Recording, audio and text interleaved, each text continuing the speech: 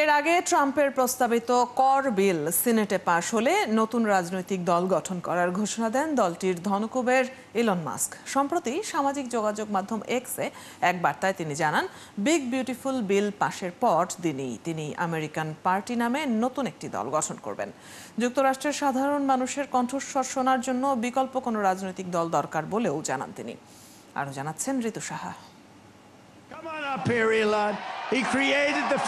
মার্কিন প্রেসিডেন্ট নির্বাচনের প্রচারণায় ডোনাল্ড ট্রাম্পের পক্ষে বেশ সরব ছিলেন ইলন মাস্ক। আলোচিত এই দুই ব্যক্তির রসায়ন সে সময় বেশ আলোচনার জন্ম দিয়েছিল। ট্রাম্পকে প্রেসিডেন্ট নির্বাচিত করার পেছনে কোটি কোটি ডলার খরচ করেছেন মাস্ক, এমন গুঞ্জনও রয়েছে।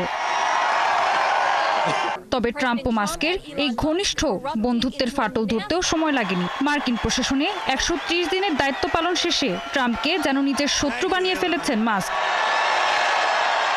সম্প্রতি মার্কিন প্রেসিডেন্ট ডোনাল্ড ট্রাম্পের প্রস্তাবিত বিগ বিউটিফুল বিল ঘোষণা তাদের মধ্যকারের শত্রুতাকে এক ভিন্ন মাত্রায় নিয়ে গেছে।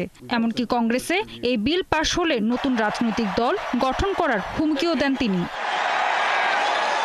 বিলটিতে কর ছাড়ের পাশাপাশি স্বাস্থ্যসেবা ও দরিদ্রদের জন্য খাদ্য সহায়তা কমানোর কথা বলা হয়েছে।